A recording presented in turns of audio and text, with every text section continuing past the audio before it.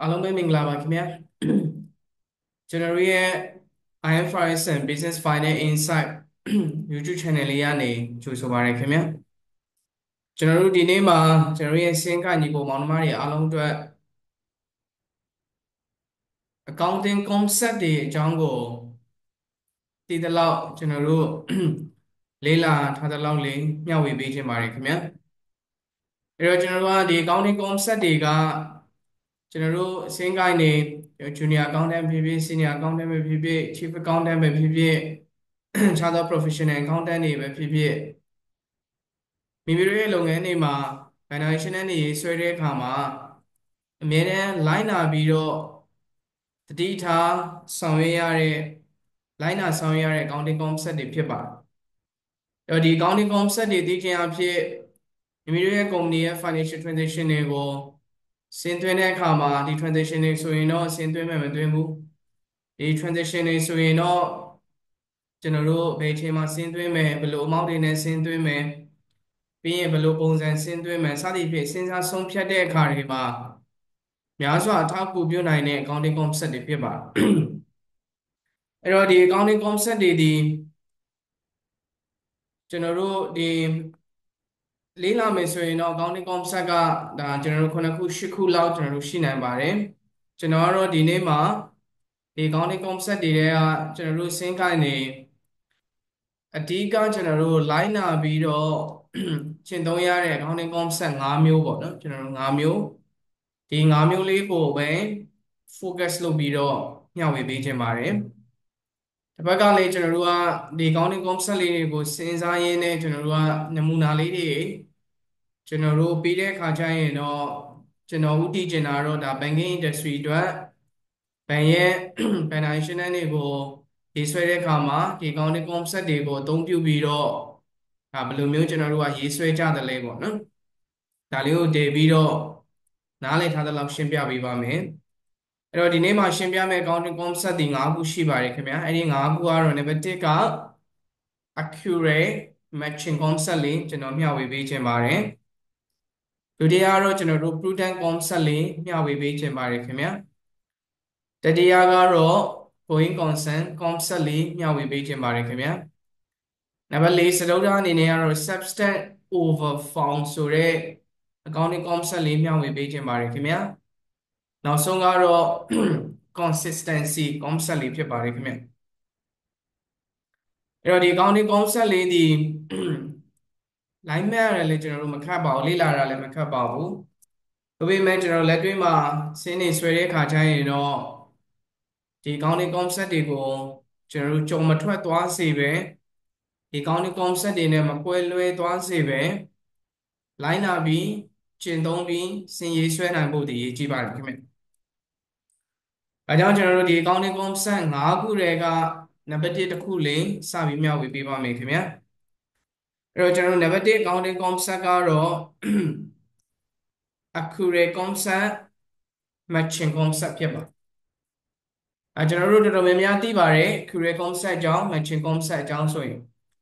ကျွန်တော်တို့ဒီ accounting standard ကနေသတ်မှတ်ထားတဲ့ဒီ concept လေးတွေပါဆိုလိုတာလေကြည့်ပါမယ်ခင်ဗျ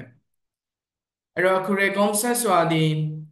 is a most fundamental principle accounting အဲ့တော့ accounting principle တွေကိုလိုက်နာပြီး financial နဲ့ preparation လုပ်တဲ့ financial နဲ့ reporting လုပ်တဲ့အခါမှာ most fundamental အခြေခံအကျဆုံး principle တစ်ခုဖြစ်တယ်အဲ့တော့အဲ့ဒီ principle ရ which require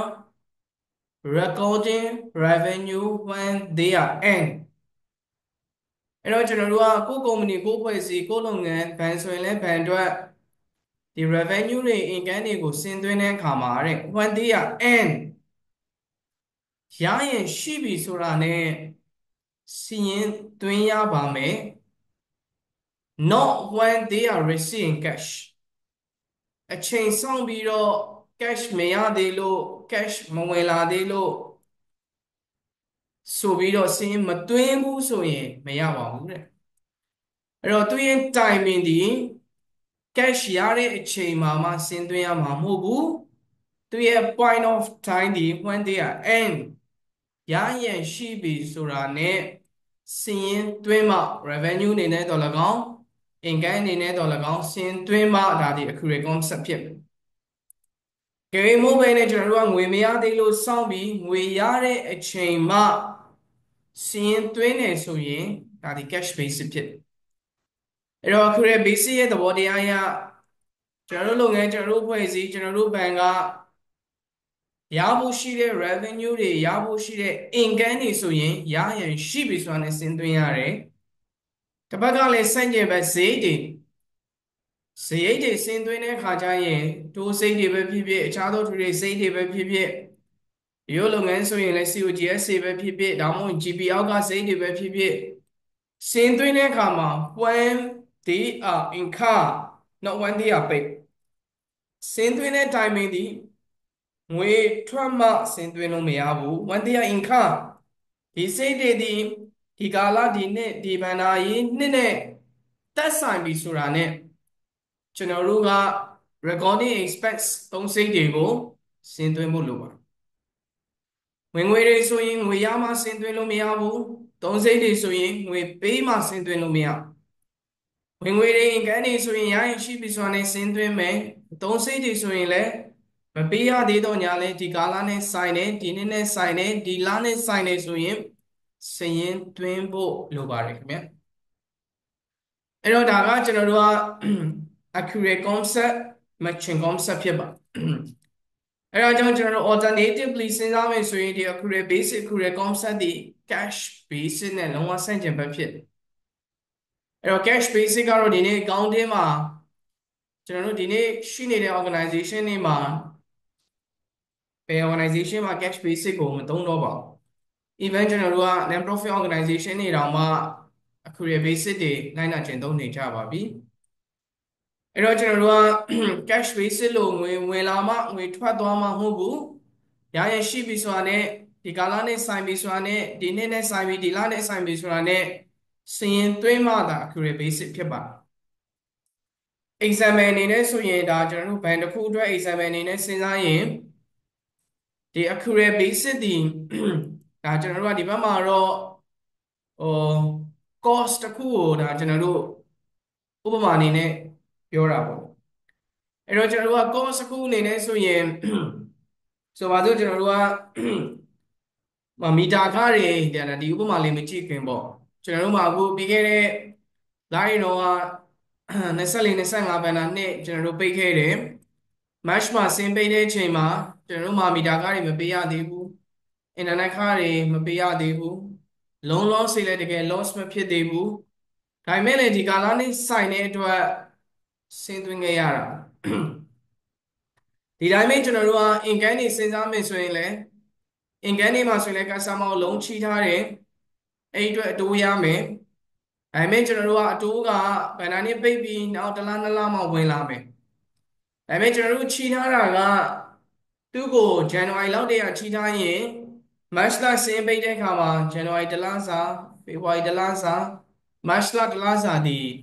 ရရင်ရှိတာအဲ့တော့ရရင်ရှိတဲ့အတွက်အဲ့ဒီရရင်ရှိသည့် income အနေနဲ့စဉ်သွင်းထားဖို့လိုပါတယ်ရရင်ရှိနေတဲ့စဉ်သွင်းထားဖို့လိုပါတယ်အတိုးလာမပေးသေးလို့အတိုးမရသေးလို့မသွင်းဘူးဆိုရင် cash basis ဖြစ်သွားဒီတိုင်းပဲကျွန်တော်တို့ကအတိုးစိတ်တွေလည်းဒီသဘောတရားပဲခုနကမီတာကားတွေရေပိုးမီးပိုးတွေလည်းဒီတိုင်းပဲမပေးရသေးလို့စိတ်မသွင်းဘူးဆိုရင် cash basis ဖြစ်သွားအဲ့တော့ accurate basis အောက်မှာဝင်ငွေတွေဆိုရင်မရသေးလဲအဓိကတော့အတိုးဝင်ငွေတွေသူရဲ့စေရောက်ဒိတ်မဖြစ်သေးလဲဒီကာလနဲ့ဆိုင်တဲ့အတိုးတွေက income ဆင်းသွင်းရမှာဖြစ်ဈေးတွေဆိုရင်လည်းငွေမထွက်သေးလဲဒီကာလနဲ့ဆိုင်တဲ့ဈေးတွေဒီဈေးအနေနဲ့ဆင်းသွင်းရမှာဖြစ်ပါဒါမှသာ accurate concept နဲ့ကိုက်ညီမှာဖြစ်အဲ့တော့ကျွန်တော်တို့ဒီမှာတော့ example လေးက accurate concept အတွက်ဒဲမဟုတ်ဘဲနဲ့ကျွန်တော်တို့ဘာအတွက်လေးဖြစ်သွားလဲဆိုရင် matching concept အတွက်လေးဖြစ်သွားလို့ကျွန်တော်ဥပမာကိုဒီတိုင်းပဲဒီမှာမပါတဲ့ဥပမာလေးတင်ပြခြင်းဖြစ်ပါအဲ့တော့ကျွန်တော်တို့ကဒီ accurate concept အကြောင်းပြောရင်ဒါသူနဲ့အတူတူအမြဲတမ်းတွဲပြီးပါတာ accurate concept နောက်တစ်ခုက matching concept ဖြစ်တယ် match ဖြစ်ရအဲ့တော့အဲ့ matching concept ဆိုတာလေ accurate နဲ့သဘောတရားဆင်တာပဲသက်ဆိုင်ရာဝင်ငွေတွေသက်ဆိုင်ရာဈေးတွေဒီ match ဖြစ်နေဖို့လိုတယ်ကျွန်တော်တို့က အဲ့တော့ရိုးရိုးကျွန်တော်တို့လုပ်ငန်းတွေမှာပစ္စည်းအခု100စာရောင်းရရင်အဲ့အခု100စာအတွက် revenue သွင်းထားမယ်ဒါပေမဲ့စရိတ်ကတော့အခု100စာမဟုတ်ပဲ150စာစရိတ်ထည့်ထားမိရင် match မဖြစ်ဘူးဝင်ငွေကဈေးဝင်ငွေက100အခုရေ100စာအတွက်ဆိုရင်ဈေးကလည်းအခုရေ100စာအတွက်ပဲဖြစ်မှ matching ဒီဒါ matching concept နဲ့ accurate concept နဲ့ကိုက်ညီမှာဖြစ်တယ်အဲ့တော့ဒီသဘောတရားဘယ်နေဘက်မှာလဲကျွန်တော်တို့ matching concept ဒီသုံးရမှာဘယ်နေဘက်မှာဆို example အနေနဲ့ကျွန်တော်တို့က loan origination fees ကျွန်တော်တို့ရှေ့ကဘယ်နေမှာတော့ဒီ loan origination fees တွေဒီကောက်တာနည်းတယ်အဓိကကောက်တဲ့ဟာတွေကတော့ loan service fees တွေဆိုပြီးကောက်တာများတယ်ဒါ service fee ဆိုပြီးတော့ဘယ်နေမှာကျွန်တော် loan ချင်းရင် 1% များသောအားဖြင့်ဘယ်နေကောက်ကြအဲ့တော့1%အဲ့1%ရလာရင်အဲ့ဒီ1%ဒီ customer တော့ဒီနေ့မှာသူ့ကို loan approve လုပ်လို့ dispatch လုပ်လိုက်ပြီဆိုရင်ဒါပါအဲ့1% customer ထည့်ပေးလိုက်ရအဲ့လိုပေးလိုက်ရတော့အဲ့ပေးလိုက်ရတဲ့ amount ကြီးတစ်ခုလုံးကိုတစ်ခါတည်းငွေဝင်လာလို့တစ်ခါတည်း income သွင်းလိုက်တယ်ဆိုရင်ဒါဒီ accrual concept နဲ့မကိုက်ညီဘူးတနည်းအားဖြင့် matching concept နဲ့လည်းမကိုက်ညီဘူးအဲ့တော့ကျွန်တော်တို့ကဒီ loan service fees ဒီနေ့ကိုယ့်ရဲ့ကျွန်တော်တို့ဘဏ်ကနေ credit approve လုပ်လိုက်လို့ customer dispatch လုပ်လိုက်လို့သူရှိရ 1% ရလာတာမှန်ပေမဲ့ငွေရလာပြီဆိုပေမဲ့ရတဲ့နေ့မှာလည်းတစ်ခါတည်း income အဖြစ်သွင်းလို့မရ accurate concept matching concept ရဒီ loan ဒီ service fees ဒီတက်တန်းဘယ်နှစ်စာအတွက်ရတာလဲကျွန်တော်တို့ကကြည့်ရဥပမာ customer ကိုချေးတဲ့လုံးကစားပါတော့ကျွန်တော်တို့ term လုံးပဲထားပါကျွန်တော်တို့က2နှစ်3နှစ်တက်တန်းလုံးတစ်ခုအနေနဲ့ချီးတာအဲ့အတွက် 1% service charges ရတယ်ဆိုရင်ဒီ1% service charges ပဲဖြစ်ဖြစ် origination fees ပဲဖြစ်ဖြစ်ဒါဒီကျွန်တော်တို့ကအကြမ်းမြင့်စဉ်းစားရင်ဒီ3နှစ်ကာလနဲ့သက်ဆိုင်အဲ့လို3နှစ်ကာလနဲ့သက်ဆိုင်တာဖြစ်တဲ့အတွက်အဲ့ဒီ3နှစ်စာရတဲ့ fees ကို match ဖြစ်ဖို့ဆိုရင်သူရဲ့ long duration alike ခွဲပြီးစီရင်သွင်းမှပို့ပြီးမှန်အဲ့တော့ကျွန်တော်တို့လက်ရှိမှာတော့ဗန်နေရအဲ့1% ရရင်တခါတည်းရတဲ့လာမှာပဲ income တွေသွင်းတယ်အဲ့ဒါဒီ accurate concept နဲ့မကိုက် matching concept နဲ့မကိုက် now IFRS 9မှာနောက်ပိုင်းပါလာတဲ့ဟာတွေနဲ့လည်းမကိုက်တကယ်တော့ရတဲ့အဲ့1% fees က9နှစ်စာအတွက်လား10နှစ်စာအတွက်လား3နှစ်စာအတွက်လား2နှစ်စာအတွက်လား1နှစ်စာပဲအတွက်လားအဲ့ဒါဆိုရင်အဲ့လိုမျိုးခွဲထဲမှာတူလာလိုက်ဆောင်ရွက်ရတဲ့ဘဏ်ရဲ့ service alike ဘဏ်ကဒီလုံးတက်တန်3နှစ်ဆိုရင်3နှစ်စာ service ပေးရတာကိုအဲ့အတွက်ကုန်ကျစရိတ်ရှိမှာပေါ့ကျွန်တော်တို့ကအဲ့ဒီကုန်ကျစရိတ်နဲ့ဒီဘက်ကရထားတဲ့1%ကိုကျွန်တော်တို့ခွဲပြီးတာသူနှစ်လိုက်သွင်းရင်အဲ့တော့မှကုန်တဲ့စရိတ်ရတဲ့ဝင်ငွေဒီ match ဖြစ်သွားတာဖြစ်တယ်အဲ့တော့ဒီမှာဒါကြောင့်ဒီ loan processing fees တွေဒီတစ်နှစ်ထက်သွင်းလို့မရဘူး loan duration လိုက်ခွဲသွင်းရမယ်တနည်းအားဖြင့်ဒီ loan process လုပ်ရတဲ့ expense တွေဒီသူ့ရဲ့ဝင်ငွေနဲ့ဒါမှသာသွားပြီး match ဖြစ်သွားမှာဖြစ်တယ်ဒီမှာလည်းကျွန်တော်တို့ပါပါတယ်ကဲပြီးဘယ်တစ်ခုက example အနေနဲ့ receipt loan processing fees တွေရတယ်ဆိုရင် it should recognize both gradually over time 3နှစ်ဆိုရင်3နှစ်ခွဲသွင်း5နှစ်ဆိုရင်5နှစ်ခွဲသွင်းပါ instead of immediately recording full revenue အားလုံးကိုရတဲ့လောက်မှာပဲကုန် income သွင်းတာထက်ခွဲသွင်းမှာ accurate concept matching concept နဲ့ကိုက်မှာဖြစ်တယ်အဲ့တော့ပြန်ချုပ်ရရင် accurate concept matching concept တွေ accurate concept ရအသုံးစရိတ်တွေကမပေးရသေးလဲဒီကာလနဲ့စိုက်ပြီးဆိုရင်မီတာကားတွေရေပုံမီပိုးတွေခုနကကျွန်တော်တို့ loan loss ဖြစ်နိုင်တဲ့ဟာတွေဒီကာလနဲ့စိုက်ရင်စိတ်အနေနဲ့ထည့်ထားရနော် interest expense တွေပေါ့နော်ဒီကာလနဲ့စိုက်ရင်စိတ်အနေနဲ့ထည့်ထားဝင်ငွေဘက်မှာလည်းဒီတိုင်းပဲငွေမရသေးလဲအတိုး income တွေရရင်ရှိတဲ့ commission income တွေငွေမရသေးလဲဒီကာလနဲ့စိုက်ရင်ဝင်ငွေ income သွင်းထားမှသာ accurate concept နဲ့ကတစ်ဘက်ကလည်း matching concept ဖြစ်ဖို့ဆိုရင်ရထားတဲ့ဝင်ငွေတွေက5နှစ်နဲ့ဆိုင်တဲ့ဟာကိုတစ်နှစ်ထဲသွင်းရင် matching concept နဲ့မကိုက်5နှစ်နဲ့ဆိုင်တဲ့ဟာကို5နှစ်စာခွဲသွင်းရမယ်ဒီတိုင်းပဲစရိတ်တွေဆိုရင်လည်း 4-5 နှစ်စာဆိုင်နေစေဥပမာဆိုပါစို့ကျွန်တော်တို့ကငှားကားတွေပေးတယ်ဆိုပါစို့5 နှစ်စာငှားကားတွေကိုကြိုပေးတယ်အဲ့ဒီ5 နှစ်စာငှားကားကို1 နှစ်စာတဲ့အကုန်ဈေးထည့်ပြလိုက်ရင်ဒါဒီ matching ဘလို့မှမဖြစ်ဒီပစ္စည်းကိုသုံးမှ5 နှစ်သက်တမ်းဆိုရင်ဒီဈေးဒီ5 နှစ်ခွဲပြီးတော့ကျခံမှသာရတဲ့ benefit နဲ့ကုန်တဲ့ဈေးဒီ match ဖြစ်မှာဖြစ်ပါအဲ့တော့ဒါကကျွန်တော်တို့က accurate concept ဖြစ်ပါတယ်နောက်ထပ် concept တစ်ခုကတော့ကျွန်တော်တို့ဒုတိယ accounting concept တစ်ခုတည်ဒါအသုံးအများဆုံးပေါ့နော်အသုံးအများဆုံးခုနက accurate ကလည်းဘယ်နေတော့အခြားကျွန်တော်တို့လုပ်ငန်းမျိုးမျိုးအတွက်ကို accurate basic accurate concept matching concept တွေရေးကြည့်တယ်လို့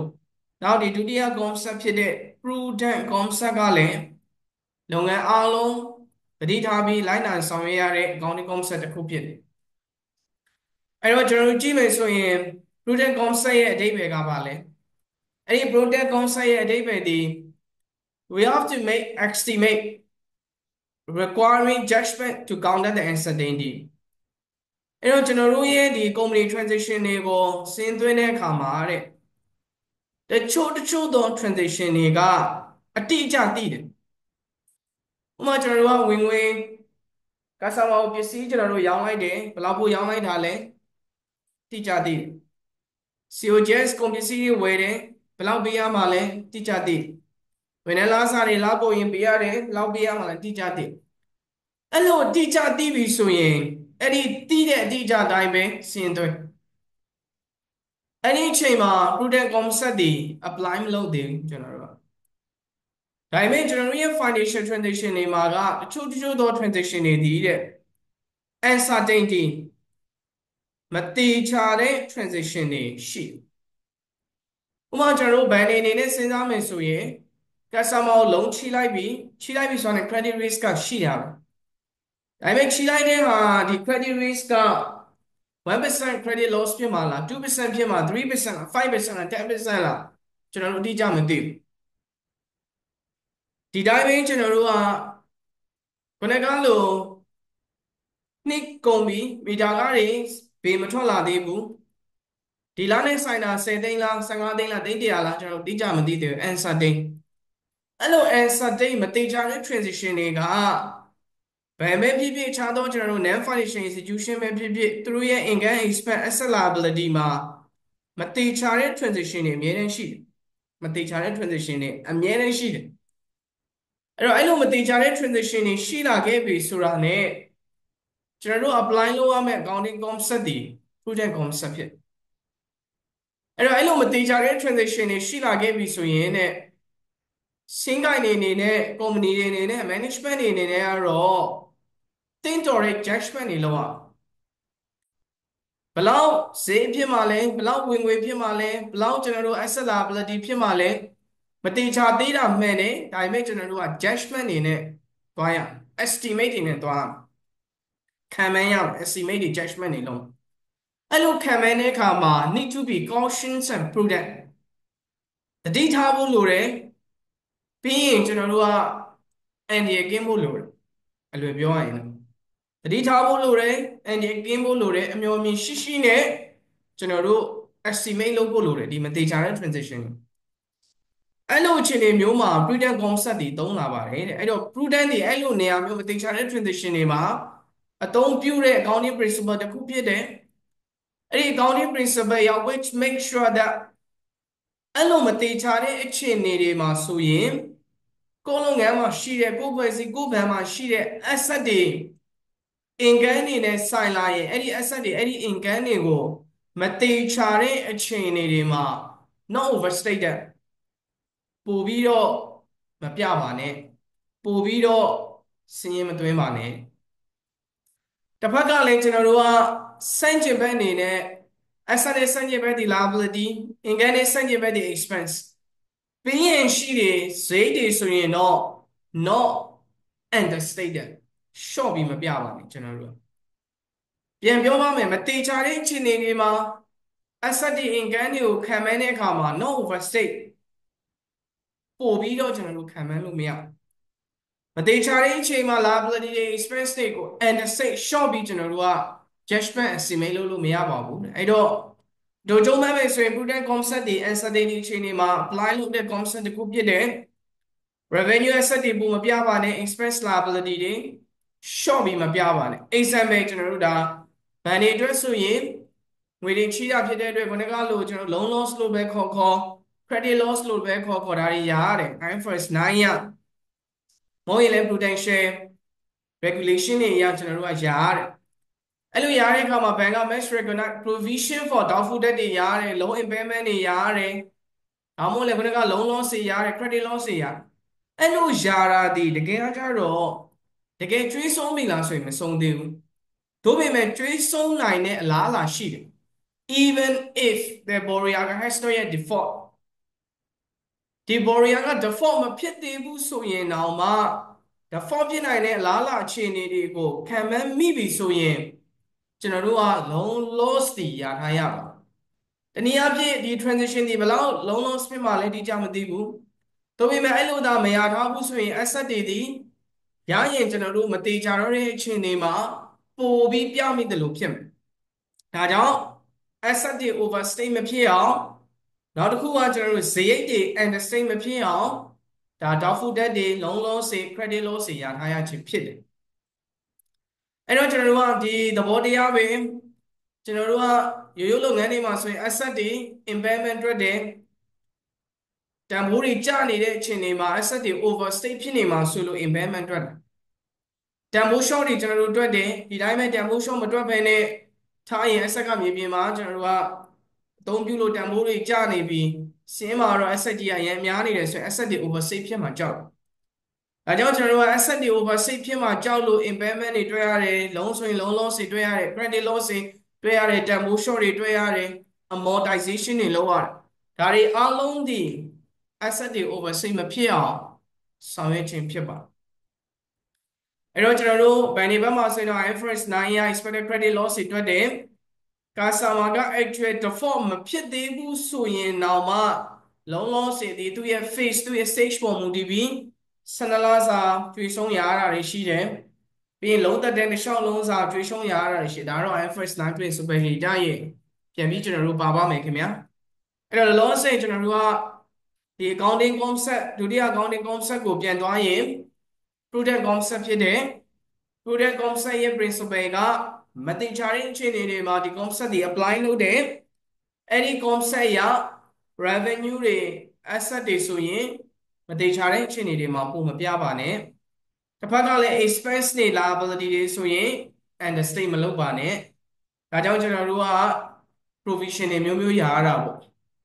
loan loss provision တွေရတယ်ပေးရမယ့် tax provision တွေရတယ်အခြားအခြား provision တွေရတာကလည်း liability တွေ understate မဖြစ်အောင်ဖြစ်တယ် expense တွေ understate မဖြစ်အောင်ဖြစ်တယ်နောက်မီတာကရေပိုးမီပိုးတွေရတာလည်းဒီသဘောတရားပဲ expense တွေ understate မဖြစ်ဖို့ရည်ရွယ်ပါတယ်ခင်ဗျအဲ့တော့ကျွန်တော်တို့မှာ accounting concept လေးနှစ်ခုပြီးသွားပါပြီဆက်ပြီးတတိယ accounting concept ကတော့ going concern concept ဖြစ်ပါတယ်အဲ့တော့ going concern concept ဒီလည်းပဲကျွန်တော်တို့စင်းကိုင်းနေများစွာတတိထားပြီးဆောင်ရွက်ရတဲ့အဘက်ကလည်းကျွန်တော်တို့ကစင်းစစ်တွေဆိုရင်လည်း AMQ site ကြည့်ရတဲ့ကျွန်တော်တို့ concept တစ်ခုဖြစ်ပါအဲ့တော့ဒီ going concern concept ကတော့ is a simple ဖြစ်တယ်သို့ပေမဲ့လည်း very important financial accounting principle တစ်ခုပါရိုးရှင်းပေမဲ့လည်းအရေးကြီးတဲ့ principle ဖြစ်တယ်အဲ့တော့ဒီ concept ကဘာကိုခေါ်တာလဲဆိုရင်ねအဲ့တော့ကျွန်တော်တို့ valuation တွေဆွဲတယ် value တော့ပဲဖြစ်ဖြစ် non financial institution တွေပဲဖြစ်ဖြစ်ဒါစင်းနေစင် valuation တွေဆွဲတဲ့အခါမှာ prepare assuming ယူဆချက်တစ်ခုနဲ့ဆွဲကြအဲ့ယူဆချက်ကတော့ဘာလဲဆိုရင် that the company က can and will continue a business in the foreseeable future လာမယ့်ကာလမှာကျွန်တော်တို့ကုမ္ပဏီတွေအနေနဲ့ဆက်လက်ပြီးလုပ်ငန်းကိုလှုပ်ဆောင်ပါမယ်ကုမ္ပဏီကိုဆက်လက်လည်ပတ်နိုင်ပါတယ်လည်ပတ်ပါလိမ့်မယ်လည်ပတ်နိုင်ပါတယ်ဆိုတဲ့ assumption တစ်ခုနဲ့ valuation တွေကိုရေးဆွဲထားရင်ဒါဒီ going concern concept ကို apply လုပ်ထားတယ်လို့ကျွန်တော်တို့ခေါ်လို့ရတယ်အဲ့တော့လာမယ့်ကာလလာမယ့် foreseeable future လာမယ့်အနာဂတ်ကာလမှာကျွန်တော်တို့ကုမ္ပဏီကျွန်တော်တို့လုပ်ငန်းကျွန်တော်တို့ဖွဲ့စည်းကိုဆက်လက်လုပ်ကိုင်ပါမယ်ဆက်လက်လုပ်ကိုင်နိုင်ပါတယ်ဆိုတဲ့ယူဆချက်နဲ့ ရေးဆွဲထားသောဘဏ္ဍာရေးရှင်းလင်းသည့် going concern concept ကို apply လုပ်ပါအဲ့တော့အနာဂတ်ကာလဆိုတာမှာတော့ at least အနည်းဆုံးတော့1 year တစ်နှစ်ကိုပြောပါတယ်လာမယ့်တစ်နှစ်ခု25 26ရောက်ရင်26 29 26 29ရောက်ရင်29 28အတွက်ဆက်လက်လုပ်ကိုင်နိုင်ပါစေဆိုတဲ့ assumption နဲ့ရေးဆွဲထားတဲ့ concept ဒီကောင်းတဲ့ concept ဖြစ်ဒါပေမဲ့အကယ်၍များ company တွေမှာခုနကလို့ကျွန်တော်တို့ business strategy အမျိုးမျိုးရအပြောင်းလဲဖြစ်လို့ company တခုကို is not expected to continue operation သူရဲ့ operation ကို not expected to continue ဆက်လက်မလုပ်တော့ဘူးဒါမဲ့တစ်နှစ်မှာတော့ဆက်မလုပ်တော့ဘူးကျွန်တော်တို့ဒီထက်ကောင်းတဲ့လုပ်ငန်းလုပ်မယ်ဒီထက်ပိုမြတ်တဲ့လုပ်ငန်းကိုလုပ်မယ်ဒီထက်အလားအလာပိုရှိတဲ့လုပ်ငန်းကိုလုပ်မယ်ဒါကြောင့်ဒီလုပ်ငန်းတစ်ခုကိုဆက်မလုပ်တော့ဘူးဒီလုပ်ငန်းတစ်ခုကို break up လုပ်တော့မယ်သို့မဟုတ်ဒီလုပ်ငန်းတစ်ခုကို winding up လုပ်တော့မယ်ဒီလုပ်ငန်းတစ်ခုကို liquidation လုပ်တော့မယ်ဆိုရင်တဲ့အဲ့ဒီအချိန်ကကြာရင်တော့လာမယ့်တစ်နှစ်မှာဒီလုပ်ငန်းဆက်မရှိတော့တာဖြစ်တဲ့အတွက်အဲ့နေရာမှာ going concern concept ကိုသုံးလို့မရတော့အဲ့တော့အဲ့လိုအခြေအနေမျိုးဆိုရင် sustainable မဖြစ်တော့ဘူးဒါမဲ့တစ်နှစ်မှာမရှိတော့ဘူးဆိုရင်တော့အဲ့ဒီအချိန်မှာကျွန်တော်တို့ရဲ့ banner ရေးရှင်းလင်းနေသည် sustainable basic ကိုလည်းက going concern basic နဲ့မဆွဲတော့ဘဲနဲ့ using ဘာကိုကျွန်တော်တို့သုံးလဲဆိုရင် break up basic ကိုကျွန်တော်တို့သုံးလာဘာ basic ကိုကျွန်တော်တို့သုံးလဲဆိုရင်ပြပြ break up basic ကိုကျွန်တော်တို့သုံးပါအဲ့တော့အဲ့ break up basic ဆိုတာတော့ရက်လိုက်တဲ့ basic ပေါ့ဗျာကျွန်တော်တို့ဒီနေ့တစ်နေ့နောက်ဆုံးပဲနောက်နေ့တွေမှာကျွန်တော်တို့မရှိတော့ဘူးဒီ asset တွေဒီ liability တွေဒီ equity တွေဒီနေ့နောက်ဆုံးပဲနောက်နေ့မရှိတော့အဲ့ဒါဆိုရင်တော့ကျွန်တော်တို့ဘယ်နဲ့ကလို့ sustainable basic going concern basic နဲ့ဆွဲလို့မရဘူး break up basic နဲ့ဆွဲရအဲ့လို break up basic နဲ့ဆွဲနေဆိုရင်တော့ဒီ asset တွေ liability တွေဒီတန်ဖိုးသိတဲ့အခါမှာပုံမှန်ဆက်လက်လုပ်ကင်ပါမယ်ဆိုတဲ့ရည်ရွယ်ချက်နဲ့သွားနေတဲ့တန်ဖိုးသိတဲ့ပုံစံနဲ့မတူတော့ကျွန်တော်စင်းကနေဆိုရင်အများတန်းခေါ်တယ်အဲ့လို break up basic ဖြစ်သွားပြီဆိုရင် asset liability တွေကိုစင်းသိတဲ့အခါ make sure လုပ်တဲ့အခါ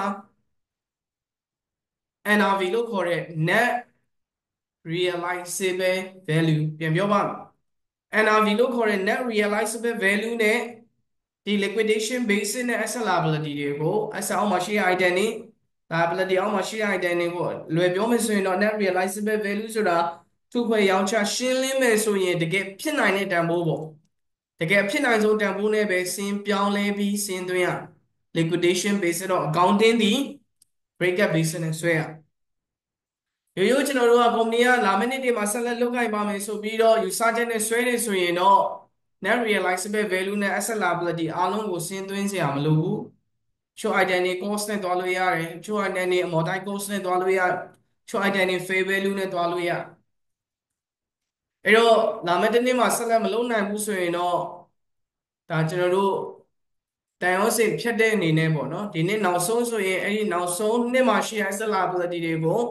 သူတို့ကိုထုခွဲရောင်းချရှင်းလင်းမယ်ဆိုရင်ဖြစ်နိုင်ဆုံးဈေးဖြစ်တဲ့ asset တွေဆိုရင်လည်းဒါရောင်းရင်ဘယ်လောက်ရမလဲ liability ဆိုရင်လည်းဒီကျွေးတွေပေးရင်ညှိနှိုင်းပြီးဘယ်လောက်နဲ့ပဲပေးတော့မလဲအဲ့ဒီအဖြစ်နိုင်ဆုံး net realizable value နဲ့ပဲကျွန်တော်တို့က financial တွေကိုရေးဆွဲပါတော့တယ်အဲ့ကြရင်တော့ break up basis လို့အဲ့တော့ဒီလိုအခြေအနေကတော့ရှားတယ်ကုမ္ပဏီတွေကျွန်တော်တို့ကလက်ပတ်လုပ်ကင်ပြီးဆိုရင်တော့ sustainable basis ကိုပဲရှယ်ရှင်ကုန်လုံးကကျွန်တော်တို့စူးစမ်းပြီးတော့ရည်တည်ကြတာဖြစ်တယ်အဲ့တော့ကျွန်တော်တို့ဒါကြောင့်အများစုသော concept တွေ going concern concept ကိုပဲအသုံးပြုပြီးလာမယ့်နှစ်တွေမှာကျွန်တော်တို့လုပ်ငန်းဆက်လက်လုပ်ပါမယ်ဒီ asset တွေဆက်ရှိပါမယ်ဒီ liability တွေဆက်ရှိပါမယ်ဒီလူတွေဆက်ရှိပါမယ်ဒီ operation တွေဆက်ရှိပါမယ်ဆိုတဲ့ basic နဲ့ဆွဲနေဆိုရင်တော့ going concern basic ဖြစ်ပါတယ် example တဲ့အကယ်၍များကျွန်တော်တို့ကဒါဘန်တစ်ခုဆိုရင်သူတို့ချီထားတဲ့လုံအပ်ဆက်တွေရှိတယ်အကယ်၍များကျွန်တော်တို့ကဘန်ကဆက်လက်ပြီးလဲပတ်မယ် way continue လာမယ့်နှစ်တွေမှာဆက်လက်လုပ်ကိုင်မယ်ဆိုရင်တော့ဒီ asset တွေဒီ amortize cost နဲ့ဒါ IFRS 9ရ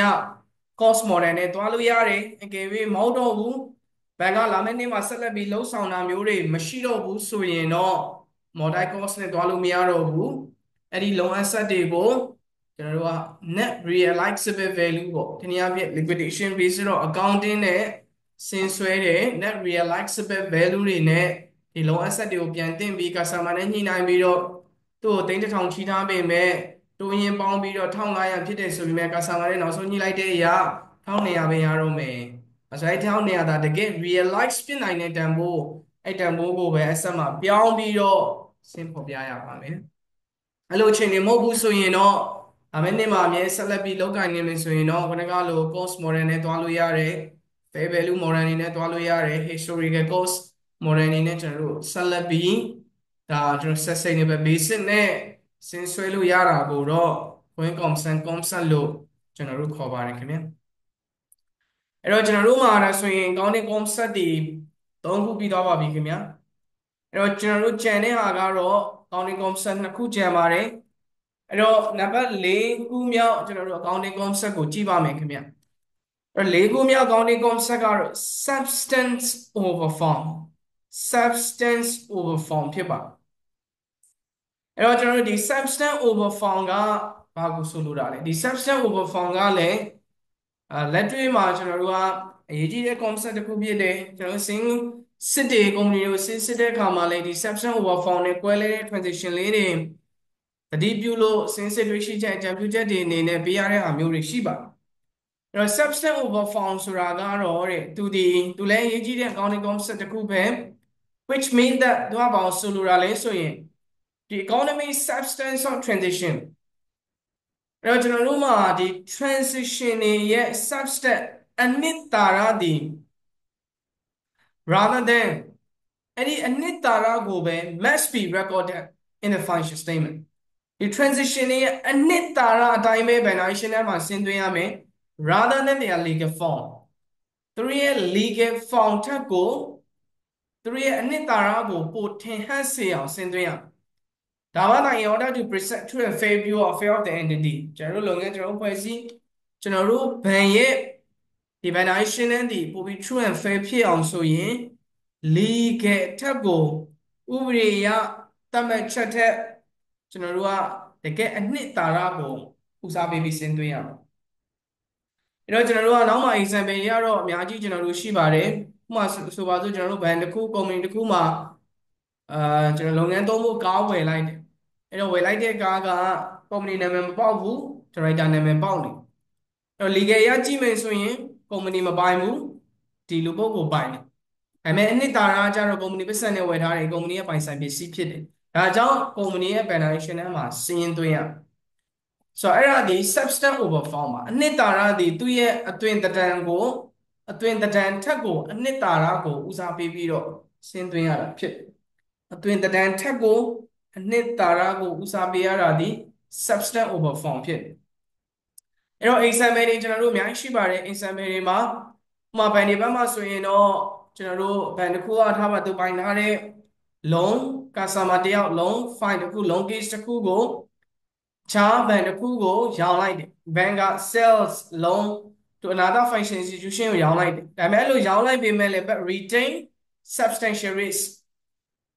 ဟိုဒီချင်းငွေ case တစ်ခုကိုကျွန်တော်တို့ဘဏ် A ဆိုတဲ့ဘဏ်က B ဆိုတဲ့ဘဏ်ကိုရောင်းလိုက်တယ်ဒါပေမဲ့လည်းအဲ့ A ကပဲဂိမ်းမြဒီကစားမကျွေးတွေဆုံးနေဆိုရင်ဖြစ်နိုင်တဲ့ credit risk တွေကို A ကပဲဆက်ယူထားတယ်ဒါမှမဟုတ်ရင်လည်း guarantee တွေပေးထားတယ်ဒါဆိုရင်အဓိပ္ပာယ်ကဒီ loan case ကိုအခြားဘဏ်ကိုရောင်းလိုက်တယ်ဆိုပေမဲ့လည်းတကယ်အနှစ်သာရရကျွေးဆုံးခဲ့ရင်ခံရမှာက A ဆိုတဲ့ဘဏ်ပဲ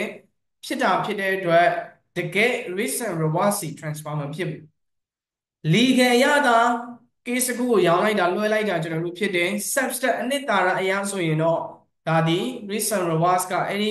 A ဆိုတဲ့ဘဏ်မှာပဲရှိဒါကြောင့်ကျွန်တော်တို့အဲ့ဒီ loan asset ဒီ B ရဲ့ valuation ထဲမှာဆင်သွင်းလို့မရတော့ဘူးအဲ့အချိန်မှာ it should not de-recognize the asset and the IFRS 9 ရ A ရဲ့စည်ရင်းထဲမှာအဲ့ဒီ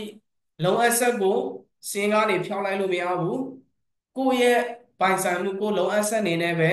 ဆက်လက်ပြီးတော့ဆင်သွင်းထားပါဒီတိုင်းပဲ B ဘက်ကကြည့်ရင်လည်းသူဝယ်လိုက်တာမှန်ပေမဲ့ risk and rewards ကသူ့ရှိကိုကျွန်တော်တို့အပြည့်အဝမရောက်လာဘူးဒါကြောင့်သူလည်း loan asset ကို recognize လုပ်လို့မရဘူး A ကလည်း loan asset ကို de-recognize လုပ်လို့မရပါဘူးခင်ဗျအဲ့တော့ကျွန်တော်တို့ကနောက်ဆုံးဒီ accounting concept တွေထဲမှာအရေးကြီးတဲ့ accounting concept တစ်ခုကတော့အရှေ့မှာဆိုရင်ကျွန်တော်၄ခုပြီးသွားပြီအခု matching concept တစ်ခုရဲ့ prudent concept ရဲ့ going concern concept ရဲ့ substance over form ပေါ့နော်ကျွန်တော်တို့ကအဲ့တော့ substance over form အသွင်သဏ္ဍာန်ထက်ကိုကျွန်တော်အနှစ်သာရဦးစားပေးရတဲ့ substance over form ရဲ့နောက်ဆုံးတစ်ခုကတော့ consistency concept ဖြစ်အဲ့တော့အဲ့ consistency concept ရဲ့အဓိပ္ပာယ်လေးကိုကျွန်တော်တို့ကြည့်အောင် consistency concept ဆိုတာဘာကိုခေါ်တာအဲ့တော့ the concept of consistency mean consistency ဆိုတော့တသက်မှတ်တဲ့ဖြစ်တာပုံစံတူတာ uniform ဖြစ်တာ standard ဖြစ်တာပေါ့နော်ကျွန်တော်တို့ကအဲ့တော့အဲ့ဒီ consistency concept အဓိပ္ပာယ်ကတဲ့ကျွန်တော်လုပ်ငန်းဖွဲ့စည်းတဲ့အနေနဲ့သက်ဆိုင်ရာ accounting principle တွေကိုသက်ဆိုင်ရာ accounting method တွေကိုလက်ခံပြီးလိုက်နာကျင့်သုံးပြီးဆိုရင် once adopted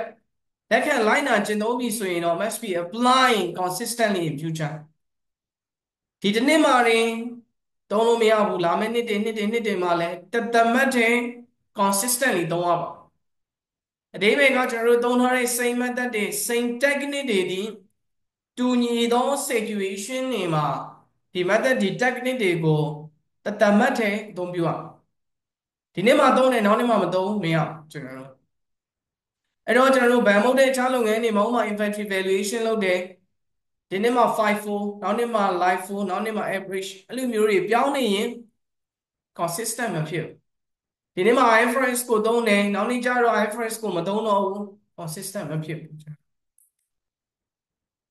အဲ့တော့ဒီနေ့မှာ inventory နဲ့ပတ်သက်ရင် cost and NRV နဲ့ဆင်းသွင်းတယ်နဲရနဲ့ဆင်းသွင်းတယ်နောက်နေ့ကျတော့အဲ့လိုနဲရနဲ့ဆင်းမသွင်းတော့ပြန်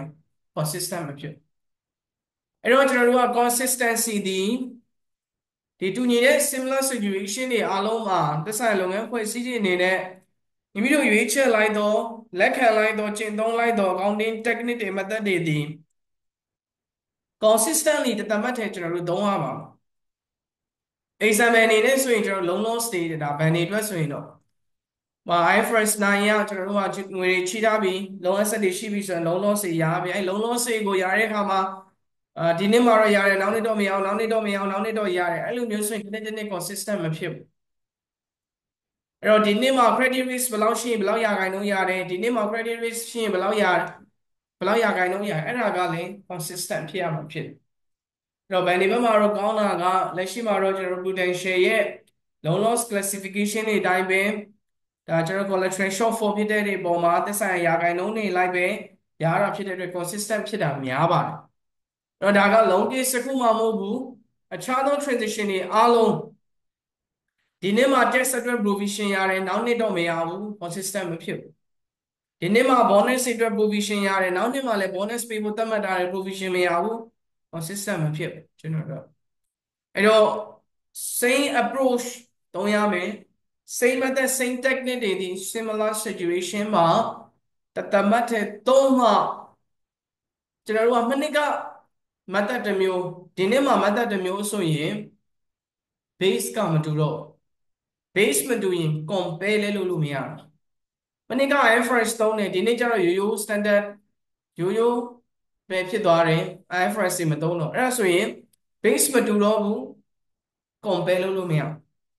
မနေ့က depreciation တွေ straight line method သုံးတယ်ဒီနေ့ reducing ပြောင်းသုံးသွားပြီ consistent မဖြစ်ဘူး base မတူဘူး compare လုပ်လို့မရဘူးအဲ့တော့ဒီ consistency concept ကိုသုံးရခြင်းရည်ရွယ်ချက်ဒီ